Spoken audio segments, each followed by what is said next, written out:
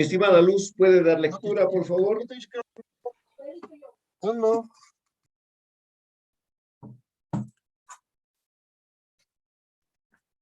Está bien, licenciado. Ya. Tema 4, sociedades de responsabilidad limitada. Contenido. Concepto, características, razón social, constitución, derechos, obligaciones y prohibiciones de los socios, administración y capital. Concepto. Es la agrupación de dos o más personas naturales identificadas como socios, que en cumplimiento de disposiciones legales constituyen mediante contrato un ente distinto de los individuos que lo conforman, obligándose a efectuar aportes de capitales necesarios con objeto de cumplir un fin determinado, al ejercer el comercio con fines lucrativos, bajo una razón social y con responsabilidad limitada. ¿Hasta ahí, licenciado? Revisemos las características más, por favor. Ya, licenciado. Ya, características.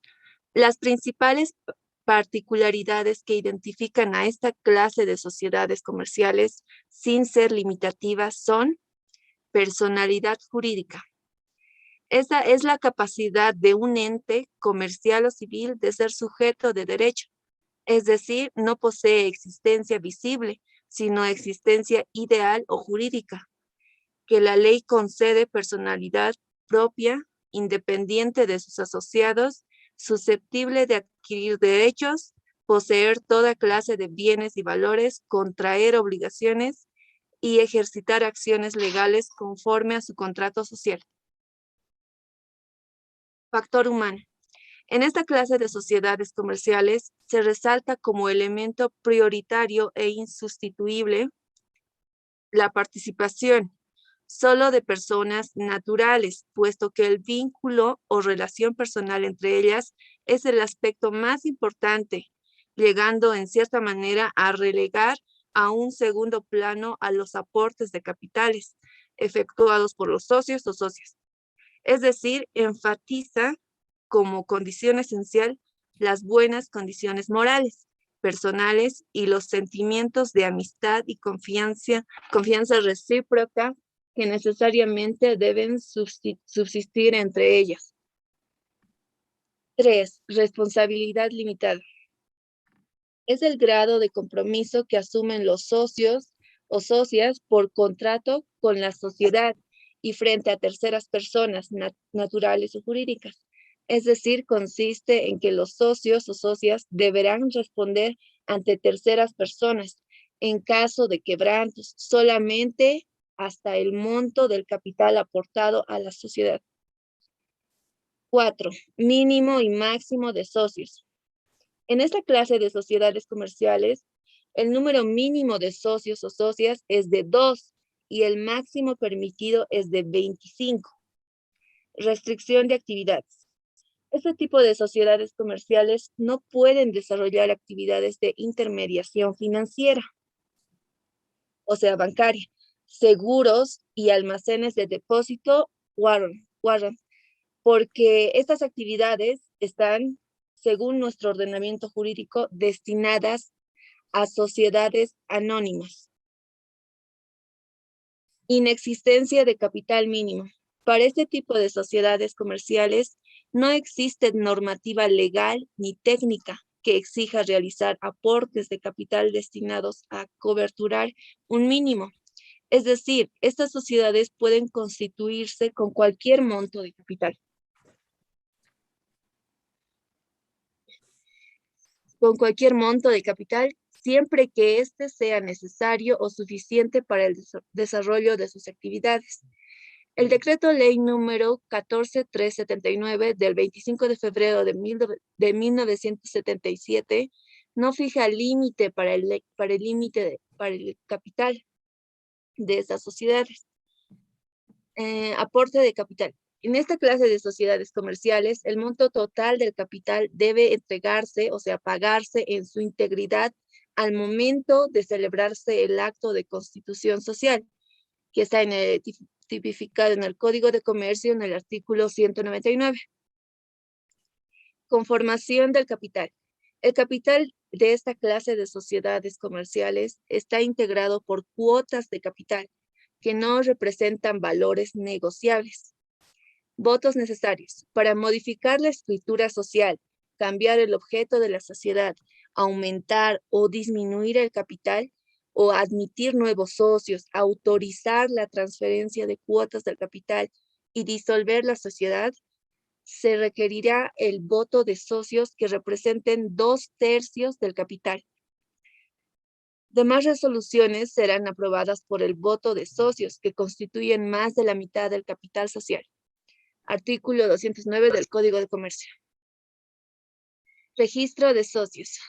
La sociedad llevará un libro de registro de socios, donde se inscribirán nombre, domicilio, monto de sus aportaciones y, en su caso, la transferencia de sus cuotas de capital, así como los embargos y gravámenes efectuados. Esto está tipificado en el artículo 202 del Código de Comercio. Constitución de reservas. Esta clase de sociedades comerciales debe constituir una reserva legal equivalente al 5% como mínimo de las utilidades obtenidas ante la distribución hasta alcanzar el 50% del capital. Además, pueden constituir reservas estatutarias, o sea, la reserva para capitalización, reserva para ampliación del capital, reserva para reposición de capital, etcétera, que sean razonables y respondan a una prudente administración. Su porcentaje y destino serán acordados por los socios en su documento de constitución. No disolución por muerte. Esta clase de sociedades comerciales no se disuelven por causa de muerte, interdicción, incapacidad o quiebra de algún socio, solo pacto en contrario, puesto que si el contrato social permite la incorporación de herederos del socio, el pacto será obligatorio y se efectuará la transferencia de cuotas del fallecido a sus herederos. Caso contrario, los restantes socios tendrán el derecho de adquirir las cuotas del socio fallecido en proporción a sus cuotas de capital y por su valor comercial a la fecha de fallecimiento. Muy bien, gracias, mi estimada Luz. Mi licenciado. Ingresamos ahora a temática específica de la asignatura. Las lecciones estudiadas por nosotros en patrimonio y estado de evolución de patrimonio responden a un contexto genérico de lo que debe representar y lo que representa el patrimonio en cualquier empresa, sea unipersonal o sea de constitución societaria. Entonces, sí hemos revisado esos lineamientos técnicos. En ese entendido, pues ahora empezamos nuestro estudio de las sociedades comerciales. Y ustedes pueden apreciar que estamos partiendo con las sociedades de responsabilidad limitada, las SRL, o si gustan, limitada, LTDA. Muy bien. Estas sociedades son sociedades de personas naturales. Por favor, enfatizaremos aquello. Son personas naturales, son personas como nosotros. En otras palabras, no se permite, no se acepta que intervengan como socios otras empresas, es decir, personas jurídicas. No. Estas sociedades son solamente de personas naturales, que técnicamente se los identifica como socio, o, si en el caso de que sean damas, como socio.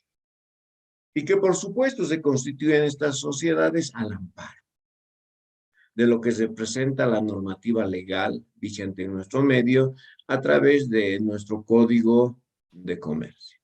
Y que por supuesto estas sociedades con sus aportes de capitales van a lograr sus objetivos al desarrollar sus actividades y, por supuesto, maximizar su patrimonio. Es decir, que van a realizar su actividad con fines de lucro. Todas estas sociedades van a poseer necesariamente una razón social y su responsabilidad tiene que ser limitada, limitada. Entonces, si nosotros queremos tener un concepto más amplio y poder efectuar precisiones en determinados aspectos, pues tenemos las características. Primero que estas sociedades comerciales, como cualquier otra sociedad comercial, poseen personalidad jurídica. ¿Qué quiere decir esto? Que son sujetos de derecho, sujetos de derecho. Es decir, pueden contraer derechos y obligaciones ante la ley.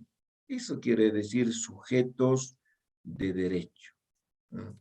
Entonces pueden realizar transacciones, pueden comprar bienes de uso, de cambio, venderlos, otorgar créditos, obtener créditos, cobrar a los clientes, pagar a los proveedores. Es decir, todas las transacciones que normalmente las hemos venido estudiando. Entonces, sí, eso responde a esa gran característica, no solamente de esta sociedad, de todas las sociedades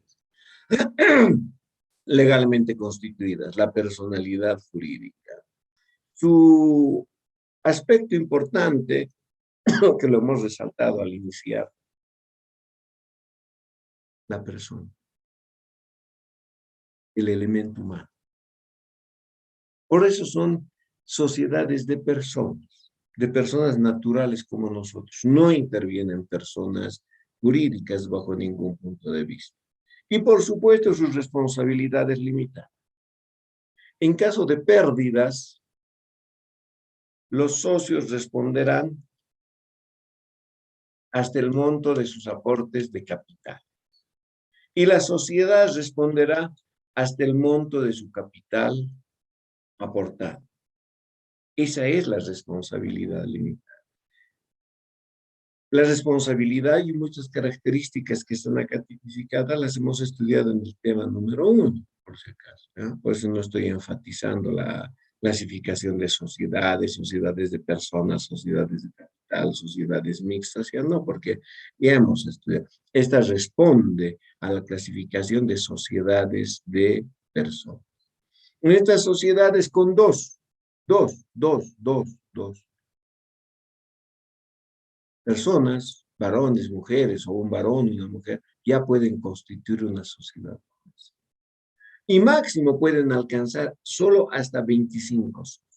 Si son 26, no, directamente se van a una sociedad anónima. Estas sociedades no pueden ejercer actividad de la banca. No pueden constituirse Banco La Paz SRL, no. Nuestra normativa no permite aquello. Esa actividad de intermediación financiera está destinada solo y únicamente para sociedades anónimas. De igual manera, todo lo que representan las compañías aseguradoras, reaseguradoras, coaseguradoras, corredores, sí, solo para. Por tanto, no pueden ejercitar esa clase de actividad. No hay capital mínimo. No sé, por decirles algo, 1,000 bolivianos, ya, nuestra sociedad. 10,000 bolivianos, perfecto. 100,000 bolivianos, perfecto. 200,000 bolivianos, 500,000 bolivianos, sí. 1,000,000 de bolivianos. No hay un capital mínimo, como acontece en la actividad bancaria, en la actividad aseguradora, que la norma jurídica dice el capital mínimo es este.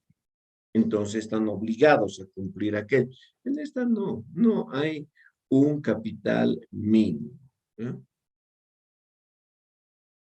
Sus aportes de capital, los aportes de capital sí, tienen que ser entregados íntegramente al momento de su constitución.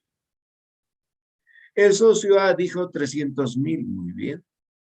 El socio B dijo 400,000, muy bien. El socio C habló de 500,000 bolivianos de capital Entonces, ¿qué implica aquello? Que la totalidad de estos compromisos deben materializarse el momento de la constitución. Si hoy se constituye la sociedad de responsabilidad limitada, el socio A entrega los 300.000, el socio B los 400.000 y el socio C los 500.000. No hay la posibilidad de que un socio diga, yo voy a entregar la mitad ahora y el saldo lo voy a entregar en 30 días. No, no hay esa posibilidad. Estas sociedades se constituyen solo y únicamente con el 100% de los aportes de capital. No hay la otra posibilidad. Por tanto, su tratamiento contable es más sencillo, mucho más sencillo. Acá imposible, no vamos a encontrar partidas reguladoras para capital, no. Y por supuesto, el capital de esta sociedad está dividido en pequeñas partes o fracciones de igual valor que técnicamente reciben la denominación de cuotas de capital. Cuotas de capital. Las cuotas de capital no son valores negociables. Por tanto, no están sujetas a cotización en un mercado o bolsa de valores como las acciones. Las acciones sí se cotizan en un mercado o bolsa de valores. Las cuotas de capital no son considerados valores negociables, por si gustan, no son considerados instrumentos financieros de patrimonio, ¿no? Que podamos ver una cuota de capital materializada. No, es un abstracto que existe, pero no lo podemos tocar, no podemos palpar, pero existe. El capital de estas sociedades está conformado o está integrado por las llamadas cuotas de capital. Estas sociedades trabajan en su administración principal en aspectos decisorios con 2/3 de voto. Si son 9 los socios, 6 votos a favor. O si quieren hablar en el equivalente monetario o de cuotas de capital, igual, 2/3 del capital o 2/3 de las cuotas de capital. Sí, decisiones importantes, trascendentales, se adopta con 2/3 favorables de aceptación. No se disuelven por muerte, a no ser que al constituir la sociedad diga, los socios A, B, C, D constituyen la sociedad, ellos dicen, en caso de fallecimiento de alguno de nosotros, la sociedad debe disolverse. No. Pero si han acordado, es otra cosa. Pero si no acordaron aquello, no. Automáticamente los derechohabientes, los herederos del socio fallecido, asumen los derechos. Por supuesto, no todos, ¿no? Imagínense los socios A, B, C, D. El socio D fallece y el socio D tiene 10 herederos. No van a ir los 10. No. Los 10 se reúnen y delegan a uno a través de poder notarial. Entonces, él ocupa el lugar del socio D en representación de su persona y de los otros 9 herederos. Eso trabaja bajo esa condicional. Muy bien. ¿Preguntas hasta acá?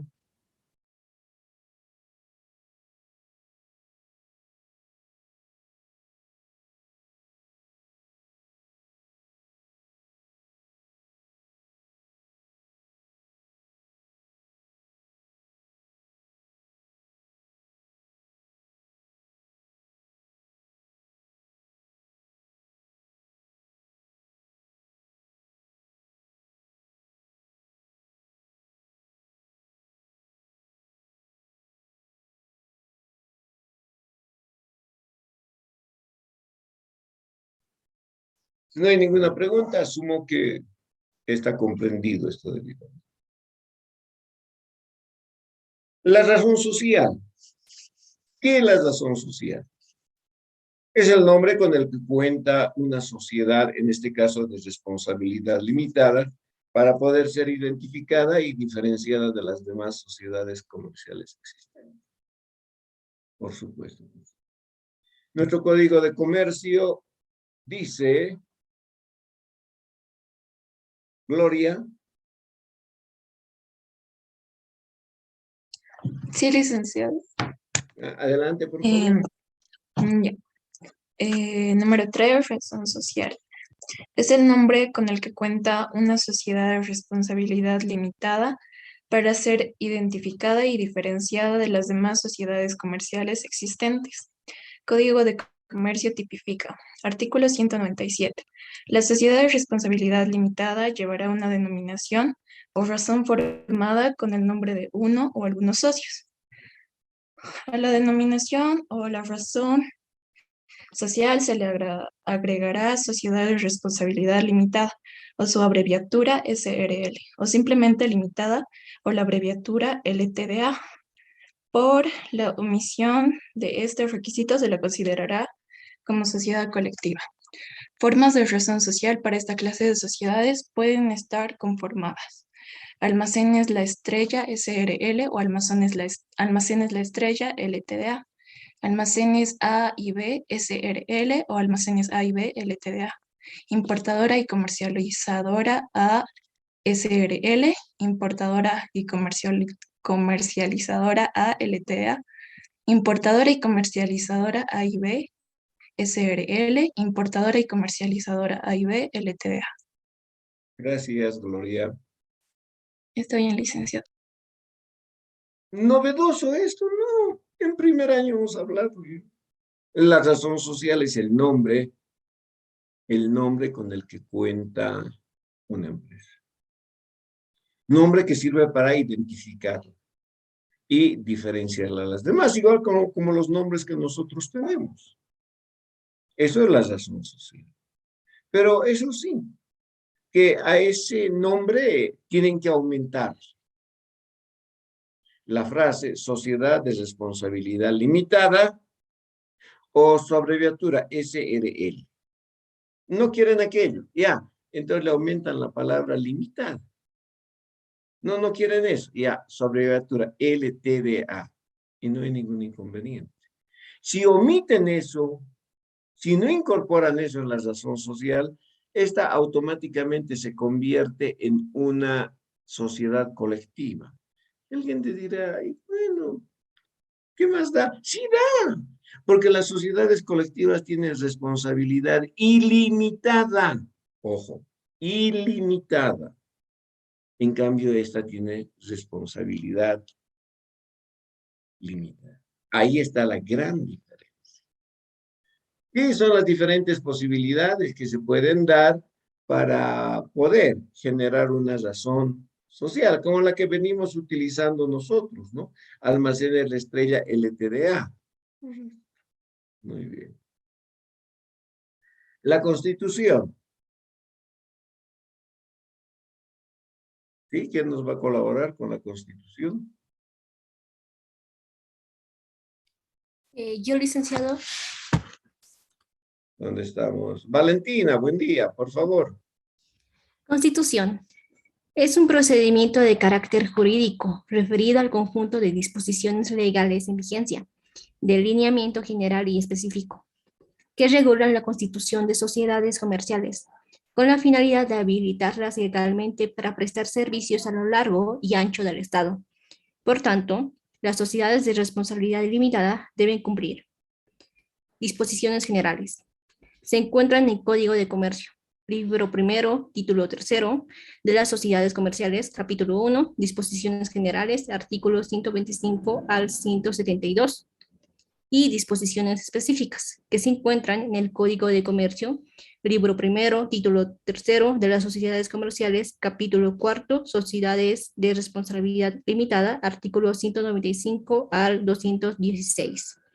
Estas sociedades se constituyen mediante contrato, testimonio de constitución, el cual bajo la forma de instrumento público deberá contener todos los términos básicos que regirán a dicha sociedad, siendo estos lugar y fecha de celebración del acto, generales de todos los socios, razón social y domicilio de la sociedad, objeto social, monto de capital social, monto y clase del aporte efectuado por cada socio, plazo de duración, forma de organización de la administración, forma para distribución de resultados, utilidades o pérdidas, constitución de reservas para capital, derechos, obligaciones y prohibiciones de los socios entre sí y con terceros, disolución de la sociedad, compromiso sobre jurisdicción arbitral, además los establecidos específicamente para esta sociedad.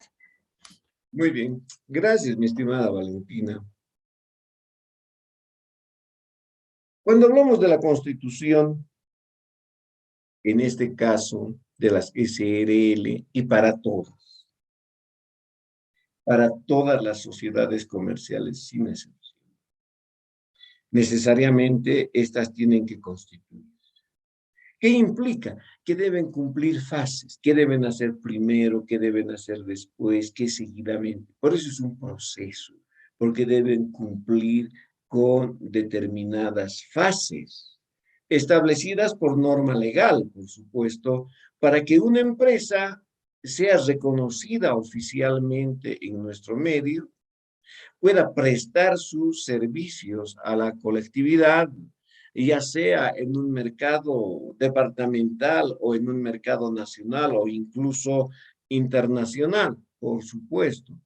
Caso contrario, sus actividades serían ilícitas. Entonces, tiene que cumplir con esa normativa establecida en nuestro medio. Y esa normativa para todas las sociedades está en dos grupos. La normativa de carácter general para todas las sociedades sin excepción, sean sociedades de responsabilidad limitada, sociedades anónimas, sociedades colectivas, etcétera, para todas. Tienen las disposiciones generales para todo. Por eso se llaman disposiciones generales, que son los clásicos artículos 125 al 172, para todos, sin excepción. Ahora, para cada tipo de sociedad comercial existe su reglamentación específica. Y en este caso, pues, esa reglamentación específica la encuentran en los artículos 195 al 216. Ahí se hace referencia específicamente a las sociedades de responsabilidad limitada. Es recomendación. Tomen su código de comercio, den lectura a los artículos 125 a 172, genérico, para cualquier sociedad, aplicable a cualquier momento. Y por supuesto, las disposiciones específicas para cada tipo de sociedad. En este caso, del 195 al 216. Mejor si se extractan un resumen de aquello, una ayuda a memoria. Muy bien. Entonces, ahora, por supuesto que estas sociedades, como todas las demás, se constituyen por contrato. Es decir, tienen que generar un testimonio de constitución. Lo que ya hemos hablado en el tema 1. Acta de constitución, minuta de constitución, testimonio de constitución. Ese es el que se presenta en todas las instancias, el testimonio de constitución de la sociedad. Y ese testimonio de constitución no es nada más que un acuerdo entre los socios.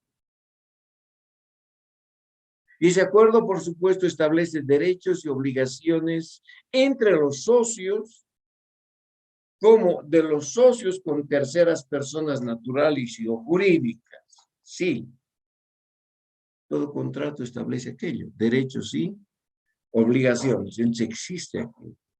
Esto está a través de lo que se conoce como el testimonio de constitución.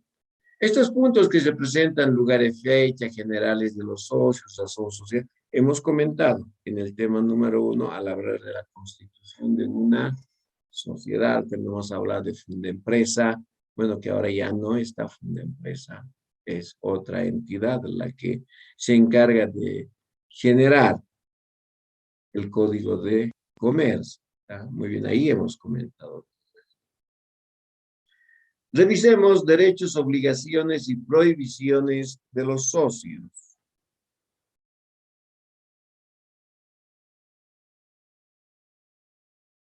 Bien.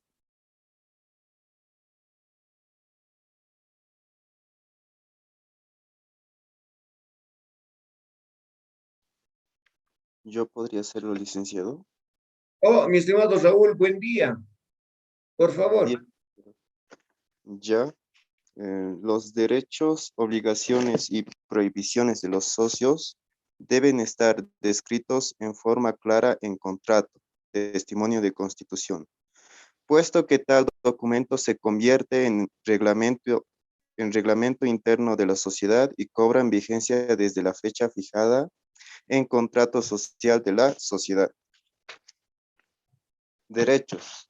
Son un conjunto de facultades y o beneficios que por ley y por contrato testimonio corresponden o favorecen a un socio y está en condiciones de exigir a los demás socios su cumplimiento. Sin ser limitativos, seguidamente se presentan exigir, exigir se precautela se precautele la integridad de sus aportes de capital a los administradores o representantes de la sociedad. Incorporar en la razón social su nombre patronímico. Participar prioritariamente en los aumentos de capital, si es su decisión. Formar parte de las asambleas ordinarias y extraordinarias de sociedad con derecho a voz y voto en función a sus aportes de capital. Formar parte del directorio de la sociedad cuando corresponda. Formar parte del plantel gerencial de la sociedad y ser remunerado según acuerdo y disposiciones legales en el ámbito laboral. Efectuar labores de representación de la sociedad.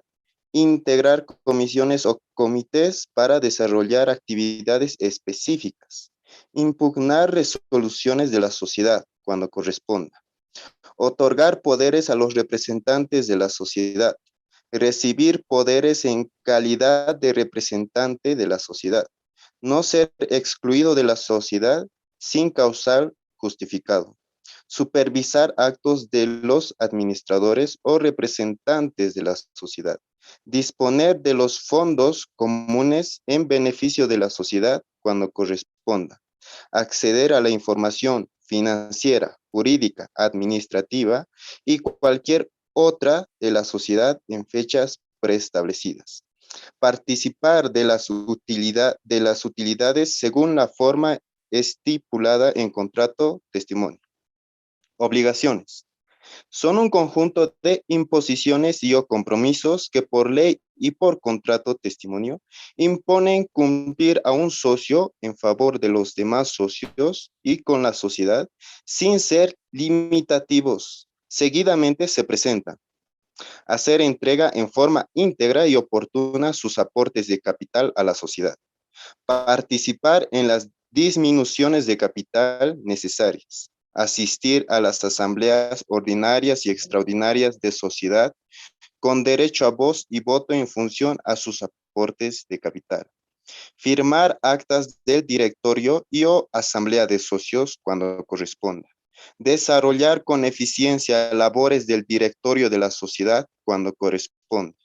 Desarrollar con eficiencia labores del plantel gerencial de la sociedad cuando corresponda. Cumplir con responsabilidad y esmero las misiones encomendadas. Dar cumplimiento estricto a las resoluciones de la sociedad, sean del directorio y o asamblea de socios. Otorgar poderes a los representantes de la sociedad, recibir poderes en calidad de representante de la sociedad, ser excluido de la sociedad con causal justificado, no entorpecer los actos de los administradores o representantes de la sociedad, participar de las pérdidas según la forma estipulada en contrato, testimonio, velar por el desarrollo lícito de las actividades empresariales. Prohibiciones. son un conjunto de actos que por ley y por contrato testimonio no permiten desarrollar a los socios por considerarse actividades lesivas hacia los socios, la sociedad y terceras personas.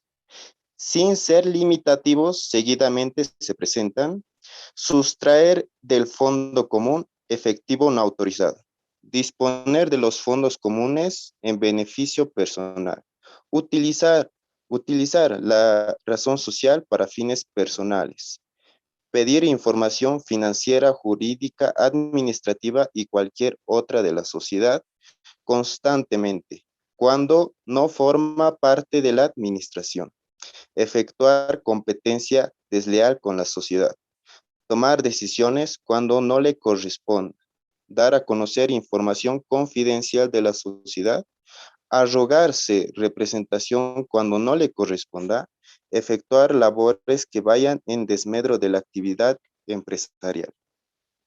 Bien, gracias, Raúl.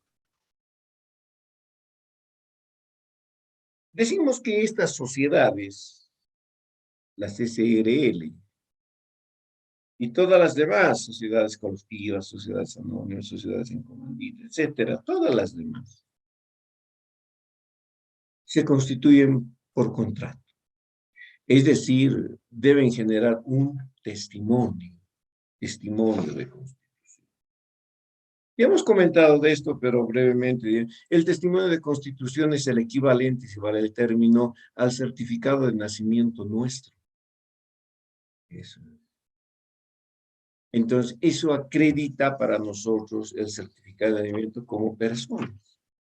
El testimonio acredita a estas empresas como personas jurídicas, es decir, su personalidad jurídica, ser sujetos de derecho. Eso quiere decir. Entonces, por tanto, estas sociedades, al constituirse a través de un testimonio, que no es nada más que un contrato, es un contrato entre quiénes, entre los socios, que pueden ser 2, 3, 4, 5, 7, 11, 15, 19, 24, hasta 25 socios. Establece, en otras palabras, los derechos, las obligaciones y las prohibiciones de estos socios. Por supuesto, si existen derechos, tienen que existir obligaciones. Y por supuesto, tienen que existir prohibiciones. Y por supuesto, estos derechos, obligaciones y prohibiciones deben ser de cumplimiento, reitero, de cumplimiento total por todos los socios que integran la sociedad. Por eso es que firmaron el testimonio de constitución. Los derechos, conjunto de facultades que tienen los socios para exigir algo en su beneficio. Obligaciones, conjunto de imposiciones que debe cumplir el socio, ya no en su beneficio, en beneficio de los demás socios. Y prohibiciones, actividades, conducta negada para eso, lo que no puede hacer un socio en la empresa. No puede retirar efectivo del fondo común sin la previa autorización. No puede ser representante de la sociedad si no la han elegido para que sea representante. No puede establecer directrices en la sociedad si no forma parte del plantel ejecutivo. No puede dar a conocer información confidencial de la empresa. Sí, eso es. No puede tomar la razón social para actividades personales, ¿no? No, bajo ningún punto de vista. Son las prohibiciones. Entre los principales derechos, va a exigir que se precautele el capital que ha entregado. ¿A quiénes? A las personas encargadas de la administración de la sociedad. Tiene derecho de participar en las asambleas, como también está obligado a participar de las asambleas. Tiene derecho de participar de la distribución de utilidades, sí, como también de las pérdidas, por supuesto, no solamente de las utilidades, también de las pérdidas, claro que sí. Tiene derecho prioritario cuando hay aumentos de capital de adjudicarse adicionales cuotas de capital, si es su voluntad, si es su deseo. Sí, es otro de los derechos principales. El derecho de otorgar representación a terceras personas o la obligación de recibir representación de los socios y desarrollar una actividad. Por supuesto, por supuesto. En otras palabras, estamos hablando de las actividades que desarrolla un socio que forma parte de una sociedad comercial. Y por supuesto, los derechos como las obligaciones que deben, siempre va a estar en función a los 2/3 que nosotros hemos comentado al inicio de esta sociedad. Tiene el derecho de que se incluya su nombre, su apellido en la razón social.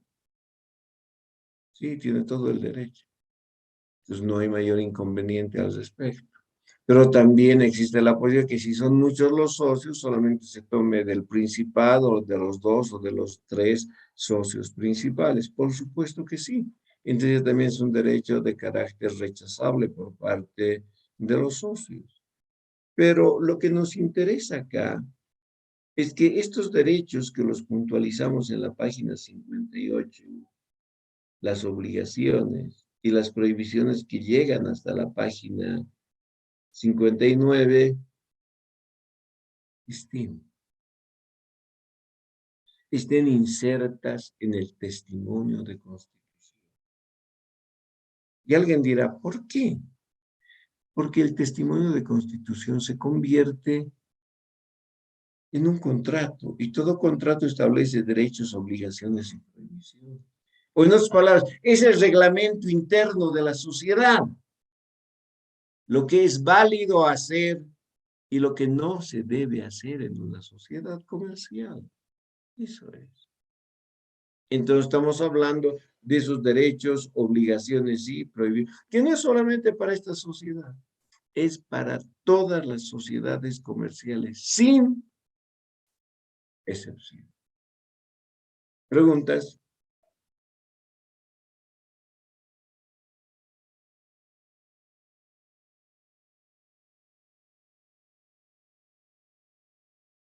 Muy bien. Pasemos al siguiente capítulo.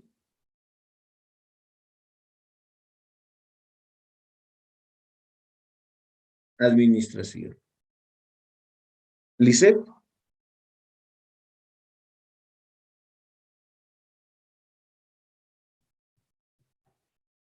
¿Ya le puedo ayudar? Stephanie. Ya, gracias, Stephanie. Adelante. La administración estudia las organizaciones a través del proceso de planificar, organizar, dirigir y controlar la adecuada utilización de sus recursos humanos, financieros, materiales, tecnológicos, etc. En las actividades que desarrolla con la finalidad de alcanzar los objetivos propuestos de manera eficiente y eficaz. Por tanto, el citado proceso en estas sociedades estará a cargo de los socios por el derecho que les asiste, pudiendo recaer la responsabilidad en un grupo de socios o en un solo socio, como también puede ser conferida a terceras personas, decisión que deberá constar en testimonio de constitución, siendo la administración un mandato temporal irrevocable. Dicho proceso requiere del diseño, presentación, aprobación, implantación y seguimiento de políticas gerenciales mediante herramientas tales como manual de organización, manual de dirección, manual de descripción de cargos, manual de funciones, manual de personal, manual de auditoría interna, manualidades de contabilidad, reglamentos. ¿Sigo, licenciado? Sí. Manuales de contabilidad son documentos contables que guían la acción y o acciones del personal involucrado en el área de contabilidad y finanzas. Estos manuales describen en forma secuencial y detallada todas cada una de las tareas, acciones y registros que involucran el diseño de un sistema de contabilidad a ser utilizado por una empresa para generar información financiera. Los manuales de contabilidad emergen como consecuencia del diseño, presentación, aprobación, implantación y seguimiento de un sistema de contabilidad que esté acorde al giro específico de las actividades, al volumen de las operaciones y alcance territorial de una empresa. Estos manuales deberán tomar en consideración normas de contabilidad vigentes, normas jurídicas a ser reconocidas contablemente, actividad específica que desarrolla una empresa. Para mejor estudio, estos documentos contables se clasifican en Manual de Políticas Contables, Manual de Procedimientos Contables, Manual de Cuentas. Manual de Políticas Contables. Son guías de contabilidad que describen de forma clara y pormenorizada todas y cada una de las políticas contables a ser aplicadas en el sistema de contabilidad de una empresa al registrar las transacciones realizadas. Las políticas contables deben ser organizadas, enunciadas y detalladas según la clasificación de los estados financieros. Políticas contables.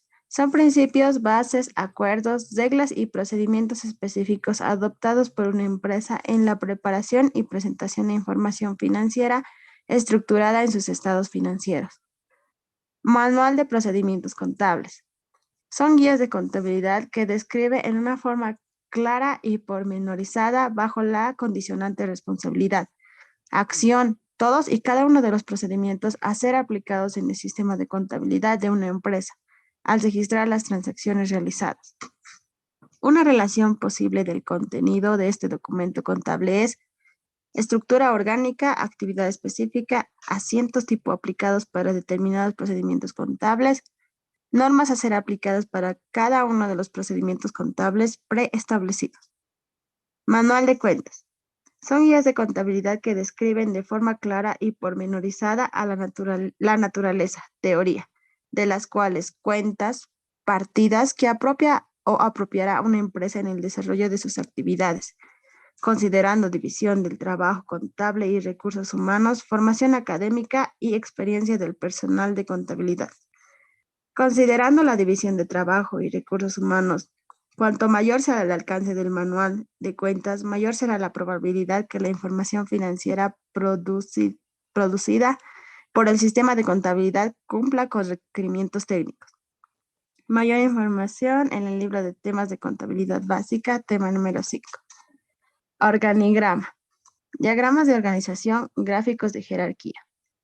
Es la representación gráfica de la estructura de una empresa o institución en la cual se muestran relaciones entre sus diferentes partes y la función de cada una de ellas, así como de las personas que trabajan en las mismas.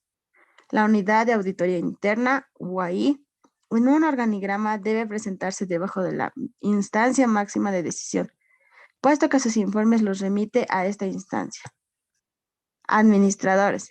Muy bien, ahí hagamos un paréntesis, mi estimada Stephanie, por favor, y seguimos luego. Estamos hablando de la administración y, por supuesto, este aspecto lo hemos tocado también cuando estudiábamos contabilidad básica en el tema, primero, de ecuaciones contables, cuando hablamos de la empresa, qué es la empresa, correcto, cuál es el objetivo de una empresa, cómo está clasificada una empresa, cuáles son las transacciones que desarrolla una empresa, cuáles son las fuentes de financiamiento de una empresa, fuentes de financiamiento internas, fuentes de financiamiento externas de la empresa. Correcto. Hemos comentado esto y seguidamente hemos tratado las llamadas ecuaciones contables. Los manuales. Estos manuales los hemos estudiado en el tema manuales de contabilidad, el tema número 5 de contabilidad básica, y ahí hemos hablado del manual de contabilidad, por supuesto, manual de procedimientos contables, manual de políticas contables, sí. Y ustedes al momento de dar lectura y seguir aquella lectura, pues dijeron, sí, el manual de políticas, claro, hemos estudiado el pasado año. Claro que sí. El manual de procedimientos contables, desde luego. El manual de cuentas, sí. Incluso hemos comentado sobre lo que se presenta un manual de cuentas. Claro, claro que sí. Hemos estudiado esto. No es nada novedoso. Y si ustedes toman el libro de contabilidad básica de este año, por ejemplo, de años anteriores, van a encontrar que la administración es un proceso científico, que incluye fases como la organización, planificación, dirección y control de las actividades de una empresa en función a los recursos humanos, financieros, materiales, tecnológicos que posee y controla una empresa, destinados al desarrollo de sus actividades para, desde el punto de vista nuestro, maximizar su patrimonio. Sí, o sea, no es novedoso lo que estamos comentando. Ahora, obviamente ustedes pueden apreciar acá que sí mencionamos varios manuales, manuales que corresponden a la actividad del administrador. Y por supuesto, nosotros no estamos estudiando en esta asignatura administración, ¿no? ¿No? Por eso es que simplemente enunciamos. Ustedes todo esto revisan y de manera detallada con sus profesores de administración, que llevaron la administración en primero, están llevando ahora en segundo y llevarán en tercero administración. Ahí sí es donde van a ustedes agotar de manera muy particular cada uno de estos manuales. Nosotros comentamos acá de manera específica los manuales que hacen referencia a nuestra profesión, a la actividad que nosotros desarrollamos. Y ustedes se deben acordar lo siguiente, ¿no? Un plan de cuentas, el listadito que tenemos. Ahí tienen ahora. Libro de sociedades tienen su listado. ¿Ya?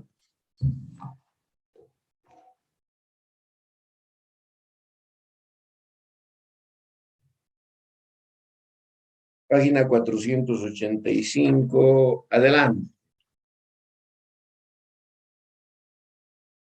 Hasta la página 500.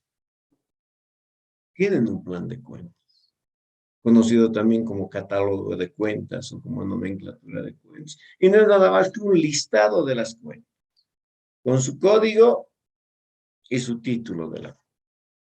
Entonces estamos hablando de ¿qué? De un manual de cuentas. Un manual de cuentas. Ese manual de cuentas da origen a ese plan de cuentas. Entonces, si vamos en sentido ascendente, tenemos el plan de cuentas, el manual de cuentas, el sistema de contabilidad, el modelo contable. O sea, si vale la expresión, la madre del cordero, el modelo contable. De ese modelo contable se desprenden los sistemas de contabilidad. Sistema de contabilidad comercial, sistema de contabilidad industrial, sistema de contabilidad minero, sistema de contabilidad petrolero, sistema de contabilidad agrícola, sistema de contabilidad ganadero, sistema de contabilidad ambiental, sistema de contabilidad bancaria, etcétera. Sistemas de contabilidad. Cada uno de esos sistemas de contabilidad origina su manual de contabilidad. De ese manual de contabilidad se genera el plan de cuentas. O sea, ¿qué es lo que se copia del manual de contabilidad o manual de cuentas? En el manual de cuentas está incluida la naturaleza de las cuentas. Y la naturaleza de las cuentas incluye ¿qué? Código, título, concepto, movimiento, saldo y exposición en Estados Unidos. Y de ahí que copiamos el código y el título, nada más. Y se convierte en un plan de cuentas. Correcto, todo esto hemos comentado. Estamos simplemente rememorando. Muy bien. Hay algo que sí nos llama la atención en este lugar cuando se habla de un organigrama, que no es nada más que la representación gráfica de una empresa. donde se presentan los niveles administrativos de la misma, donde se establece la instancia máxima de decisión empresarial. Y normalmente tenemos la junta de accionistas o la asamblea de socios como la instancia máxima en una empresa. Dependiente de la asamblea de socios o junta de accionistas, tenemos el directorio. Dependiente del directorio tenemos la gerencia principal, gerencia central o gerencia general. Dependiente de esta gerencia tenemos las gerencias por áreas, ¿no? La gerencia administrativa, la gerencia financiera, la gerencia de comercialización, ¿sí? Cada una de las gerencias con sus respectivos departamentos, cada departamento con sus secciones, cada sección con sus unidades. Sí, ustedes han estudiado aquello, la estructura orgánica de una empresa. Cuando veían los organigramas, y hayan estudiado organigramas escalares, organigramas circulares, organigramas verticales, sí. Correcto. ¿Y qué tiene que ver esto con nosotros? Si se está constituyendo una sociedad, nosotros preparamos balance de apertura. Nosotros diseñamos el sistema de contabilidad. Nosotros diseñamos el manual de cuentas. Nosotros diseñamos el plan de cuentas. Nosotros diseñamos el manual de procedimientos contables. Nosotros diseñamos el manual de auditoría interna. Nos vamos a meter con el manual de organización. No, eso es de los otros profesionales, los administradores de empresas, por supuesto que sí. Estamos hablando de lo que corresponde a nosotros en función a nuestra formación académica. Y en ese entendido, en las empresas se encuentran unidades de asesoramiento, como es la UAI, la unidad de auditoría interna. Lastimosamente, en varios casos he podido apreciar que la unidad de auditoría interna la colocan a nivel de la gerencia general o por debajo de la gerencia general. No. La unidad de auditoría interna está por debajo de la instancia máxima de decisión de la empresa.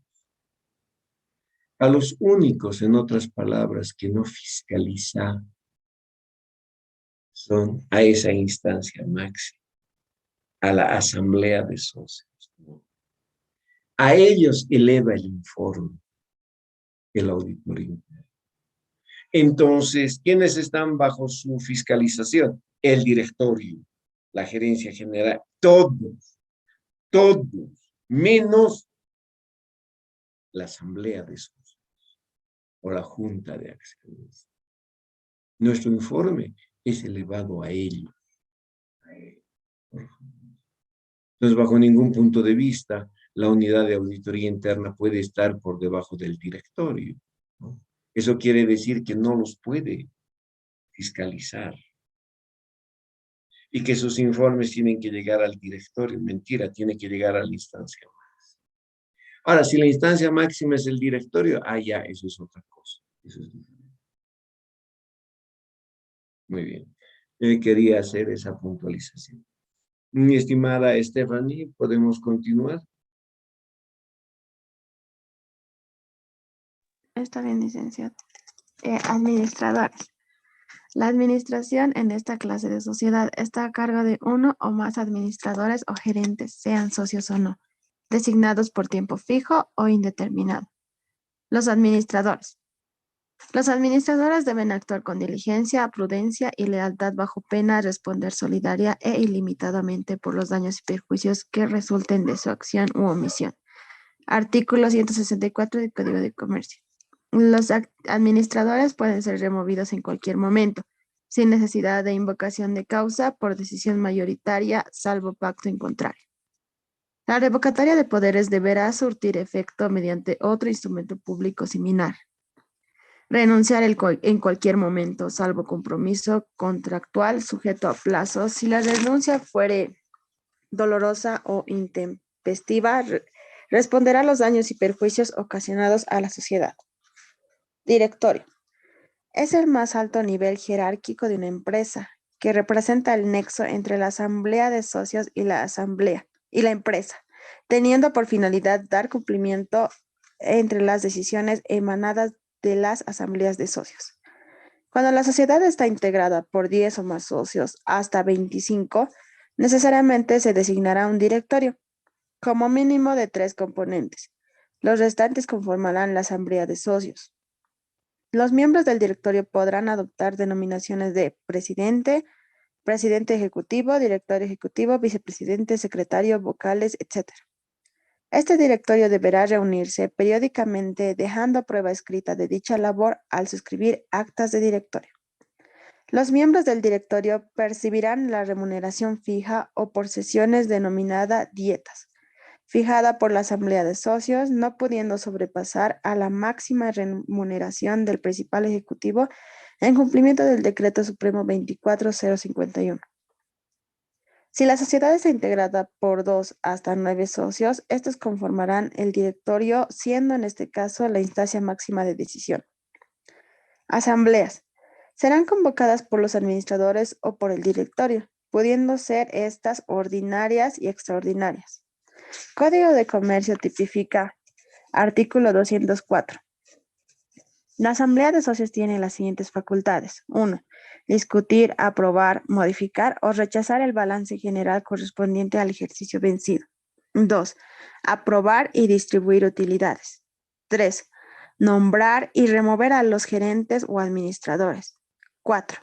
Constituir el directorio o consejo de administración y, cuando así hubieran convenido los socios, nombrar a los integrantes del órgano del control interno. 5. Aprobar los reglamentos. 6. Autorizar todo aumento o reducción de capital social, así como la cesión de cuotas de capital y la admisión de los nuevos socios. La reducción de capital es obligatoria en los términos y forma del artículo 354 en lo pertinente. 7. Modificar la estructura constitutiva. 8. Decidir acerca de la disolución de la sociedad, así como el retiro de socios. Y 9. Las demás que correspondan conforme a la escritura social. Asamblea ordinaria. Será convocada por lo menos una vez al año en el domicilio y fecha fijada por la escritura social, en un plazo no mayor a 3 meses de cerrado el ejercicio, con la correspondiente orden del día. El quórum legal quedará constituido con la presencia de socios que representen por lo menos el 50% del capital, excepto cuando se requiera 2/3. Código de Comercio, artículo 207, siendo sus atribuciones discutir, aprobar, modificar o rechazar los estados financieros y el informe de auditoría cuando corresponda. Aprobar la distribución de utilidades cuando corresponda según la forma descrita en el contrato social. Nombrar, ratificar o remover administradores y o miembros del directorio. Aprobar reglamentos. Autorizar aumentos o disminuciones de capital. Modificar la estructura social y otras. Asamblea extraordinaria. Se convocará para tratar algún tema específico. Agotado el mismo, concluye la sesión. Gracias, mi estimada Stephanie. Estamos hablando de la administración. Ya de la actividad operativa, lo que hacen realmente en la empresa. Lineamientos que ustedes han llevado, por supuesto, el año pasado en administración y deben estar tocando algunos aspectos todavía en este año en sus materias de administración. Entonces, tampoco es nada novedoso esto. ¿Qué nos llama la atención? Que los administradores pues pueden ser los mismos socios, ¿sí? Les asiste el derecho. O pueden designar a terceras personas. Entonces, estos administradores van a ser funcionarios de la empresa, incorporados en planillas, con una remuneración que mensualmente se les vaya a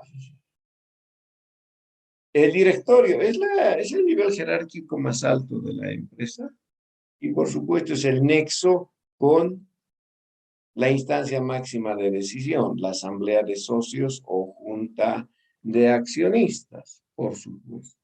Y este directorio tiene una gran característica. ¿Va a ser remunerado? Sí.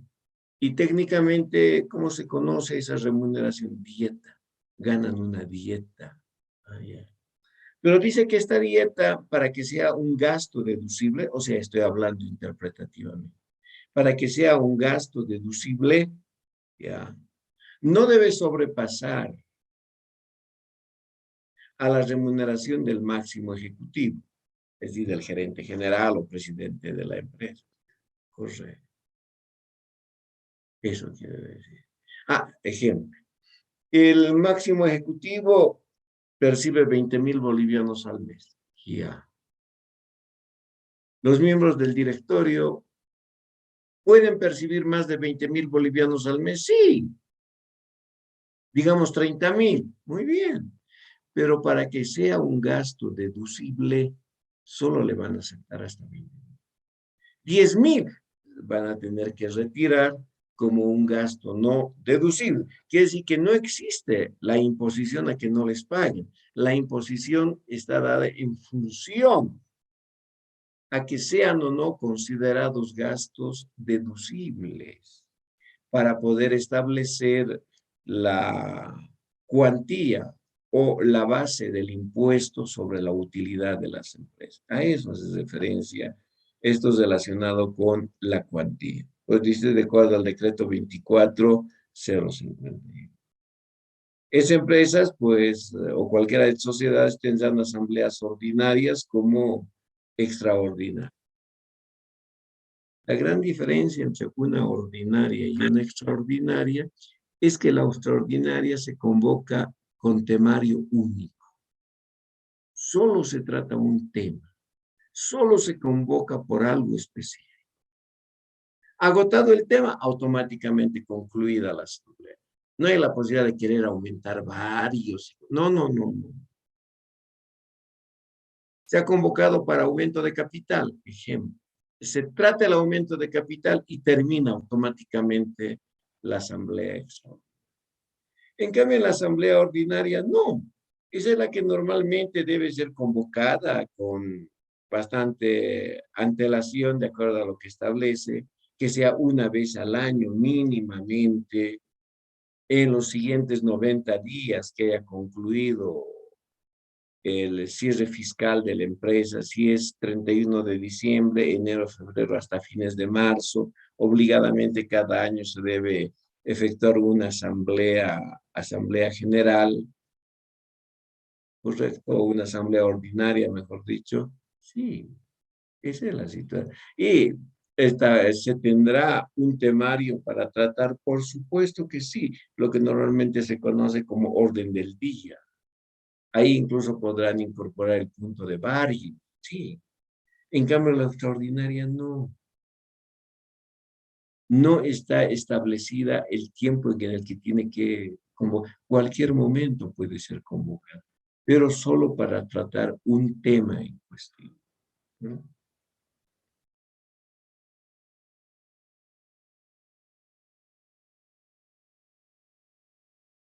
Muy bien. Preguntas hasta acá.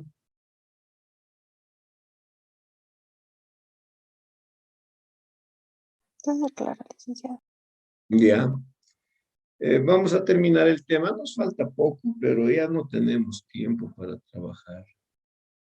Revisaremos la capítulo 7 para concluir el tema de sociedades de responsabilidad, primera parte, y efectúen lectura previa de sociedades de responsabilidad limitada, segunda parte, por favor.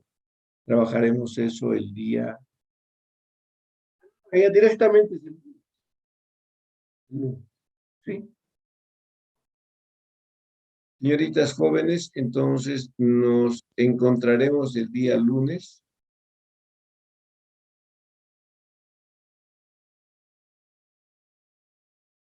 para terminar el tema y proseguir con el tratamiento contable. Muy bien. Señoritas jóvenes, hasta nuestra próxima sesión. Hasta luego, licenciado. Hasta luego, licenciado. Que les vaya bien. Hasta luego, licenciado. Luego, licenciado.